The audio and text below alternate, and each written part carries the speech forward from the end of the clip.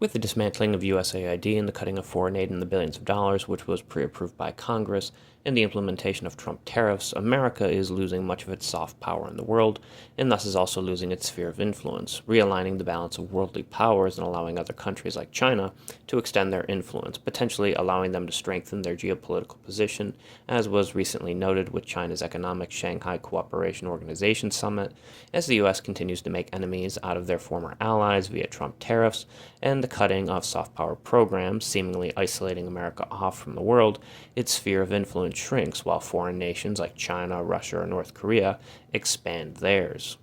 China essentially relies upon Russia for its energy. According to Reuters, the Power of Serbia 2 pipeline should be able to send 50 billion cubic meters of gas per year to China through Mongolia.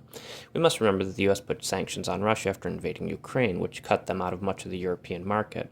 So China is the solution, acting as Russia's savior. Similarly, Putin would obviously want the U.S., via his talks with Trump, to lift the sanctions put against him and his country. Geostrategically, China is north of North Korea on the map, and there are fears of North Korea expanding upon their nuclear arsenal.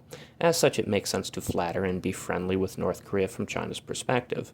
Russia has also benefited from Kim sending military aid to help Russia combat Ukraine. It would be great if Trump felt the same about America's neighbors, specifically Canada, where back in June he cut off trade talks with Canada due to tariffs. Because of this, Canada has since removed all counter tariffs, specifically those on digital services, which would affect U.S. tech firms, so as to resume trade talks. However, with most of Trump's tariffs being deemed illegal by a federal court recently, one wonders what the next course of action will be. India is also geostrategically south of China. Thus, the recent meeting between Modi, Putin, and Xi Jinping signifies a new solidarity between these nations, all done not through threats of violence, but through the prevalence of soft power. Whether India falls under Chinese or American influence for the future will be determined based on how Trump handles talks and negotiations behind closed doors. Unfortunately, Trump's political theory is a somewhat dated one.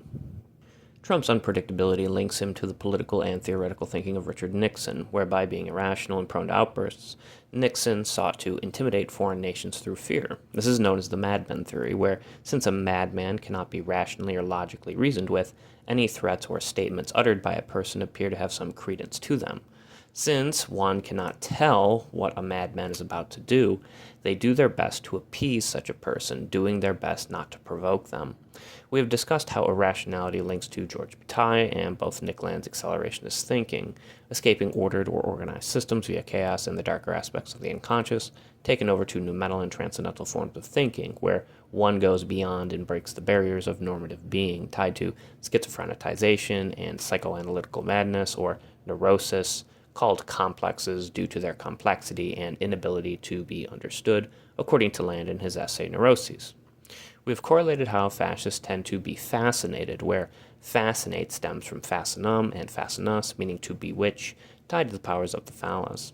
We can relate this to Freud's id, if we wanted, which in psychoanalytic terms is to be repressed to safeguard civilization.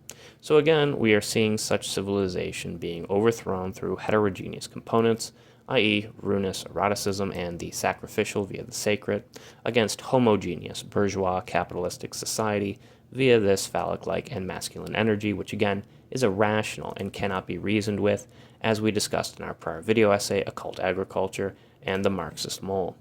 Thus, Trump and Nixon both act as perfect figureheads, embodying the very irrationality that, like ideology or propaganda, keeps people locked to a subconscious spell, where they are trapped to mythological archetypes and masculine energy. Again, to schizoanalytic systems, such unconscious drives or desires are not to be repressed to safeguard civilization as Freud felt, but are to be embraced so as to become other, evolving into something else via death and rebirth, through the body without organs, transmuting things alchemically, producing much akin to differentials in calculus or the act of propagation, new pluralities and multiplicities from the repeated act of repetition.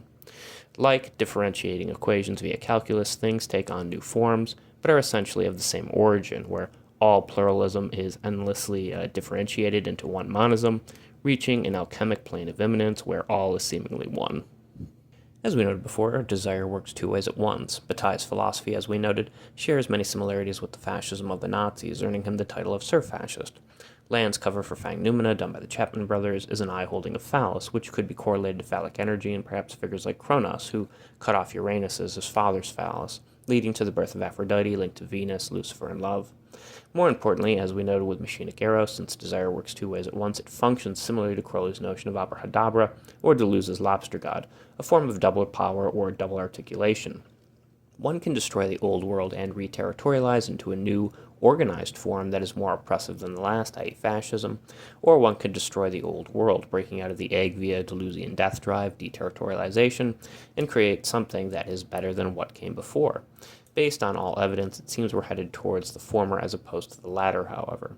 Tolkien was not a fan of Lewis Carroll and his works, and as we see Peter Thiel use the ensorcelled crystal balls of foresight, the seven Palantiri that Tolkien created via subcreation, corrupting them akin to how Sauron did for his own Palantir project, using AI technology, i.e. Immigration OS, to target U.S. civilians and citizens that speak out against Israel's act of genocide, one tends to see more through the pessimist scope of perspective.